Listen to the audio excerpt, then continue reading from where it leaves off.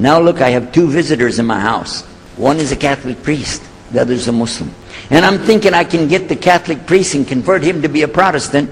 At the same time, I'm going to catch the Muslim and bring him over to Christianity. High aspirations. But it didn't work. Some strange things began to happen. We would sit around the table at night to discuss what is the Bible and what's the salvation. My father has a Bible. It's called King James Version of the Bible. But I work out of a different one that I've had since 1953. It's called the Revised Standard Version. And it says in it, King James Version has grave mistakes, grave errors, defects in it. That's what it says. Now my wife comes up with her Bible from Jimmy Swaggart. It's called The Good News for Modern Man. Totally different. It's written in modern vernacular. You can just, say anything you want to with it. You don't even recognize the Bible anymore. The Catholic priest, he's got another Bible. An older Bible with 73 books. We're working out of 66 books. And his is not even the same in the verses. It doesn't match up at all. And he's saying this, and I'm saying that. My father's saying something else. My wife's on something else. And all the time, Muhammad the Muslim is sitting over there like this. So we asked him. I guess it was me asking him. I said, well, how many versions of your book, your Quran, do you have? He said, the Quran has no versions. There's only one. It's original. It's in the Arabic language. ذَلِكَ الْكِتَابُ لَا رَيْبَ فِيهِ. This is the book that has no doubt. So when he's telling us that the Quran is one, I'm going, huh? And it's in the original language, we still have it. Put a big doubt in my mind now about, we got all these books, he's got one, and لَا رَيْبَ فِيهِ, no doubt in it. So another time we had another discussion that came up. Now this time I went to the other preacher who had the cross. And I was asking him, I want to be able to explain the Trinity. He said, you know the Trinity. I said, yeah, I know. And I know the Council of Nicaea when we had that. But I want to know the way to explain it so a human being can just understand. I said, okay, it's like an apple. Just take an apple. The apple has a shell around the outside, the skin. Inside is the meat. Inside of that is the seeds. Okay? 3 things, 1 apple. That's the way. As soon as I say seeds, he's going to say there's more than one. So it could be 7 or 8 or 9 or 10 gods all rolled into one. No. It's got to be special. It doesn't work like that. Let me go back and try again. So I went back to him. I said, what if he says there's more than one seed in there? He said, okay. I said, and besides, it could have a worm running through it. Then that would make it go up another notch. What can I do about that? He said, okay, forget the apple. I said, okay. It's like the egg. Use the egg. The egg has a shell. Inside of the egg is the white. Inside of the white is the yellow. 3, 1 egg. That's it. That's good to go. Now I start going home again, and it hit me. Wait a minute. The egg could have a double yolk. God becomes 4, just like that. Plus, it could be rotten. I'm not going to ask him again. So at the market one day, I saw a man, and I was talking to him because I was listening to some things that Muhammad had told us about the belief in Islam. Allah is one. And so I was telling this guy, I got some doubts about the Trinity. He said, you a preacher, you have doubts? I said, yeah, it doesn't make any sense. It doesn't make any sense. How could 3 be 1? He said, okay, look. You see me? I'm one man. I said, yeah. He said, my wife? Yeah. It's one person. Yeah. See my son? Yeah. 3. 1. One family. It's the family of God. Use that. I said, there you go. The family of God.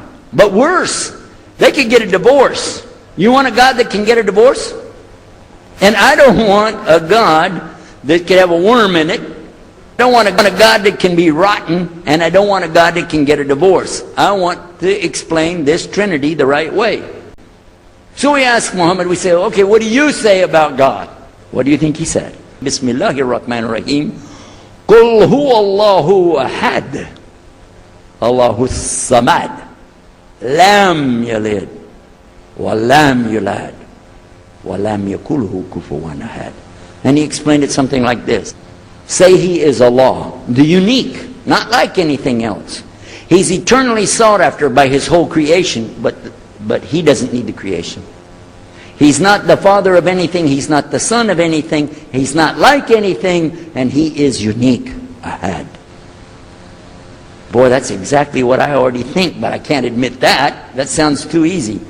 But plus in the Quran, Allah subhanahu wa ta'ala tells us to tell the Christians, don't say three. Here's a little point. I'm going to go out of the story for a minute to show you something.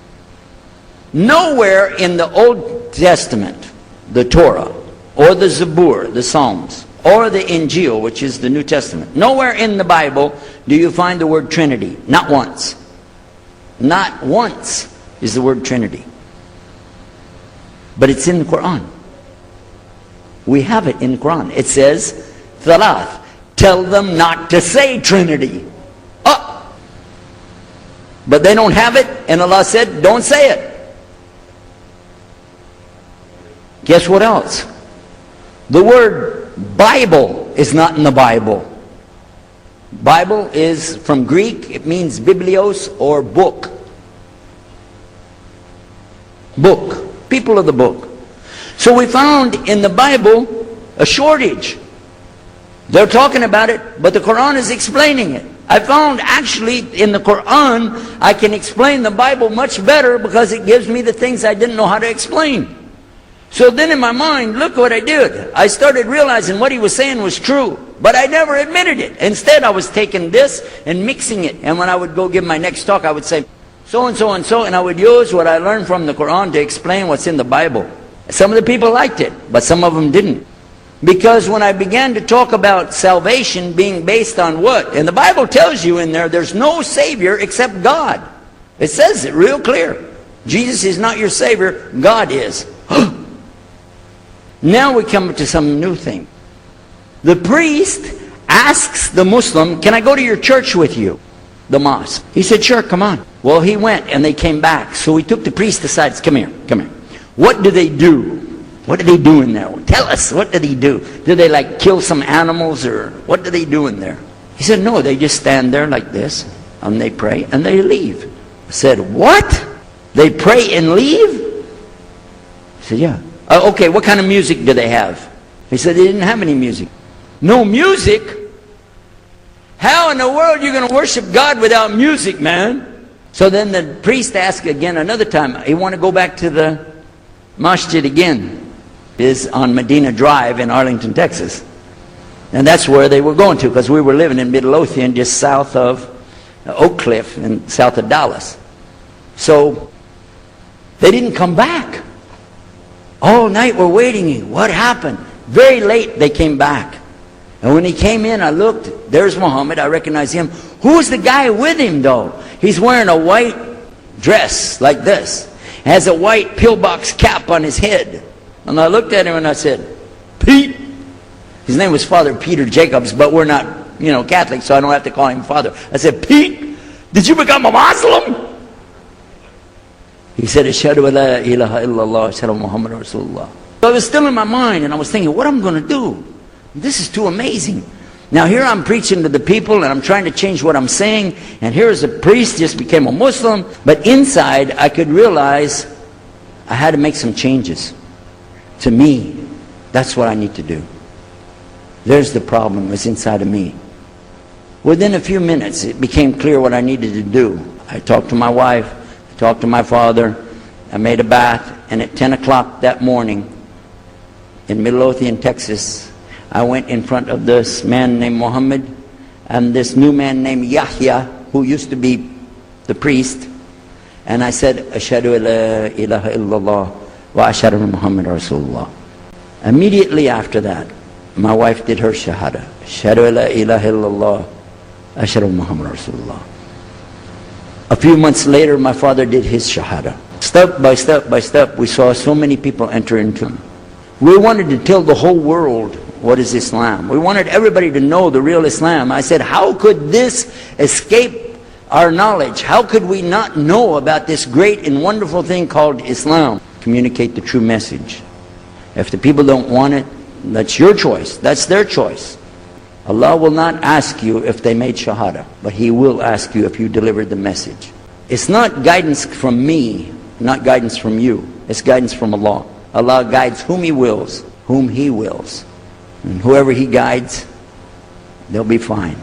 But whoever Allah doesn't guide, Serious problem.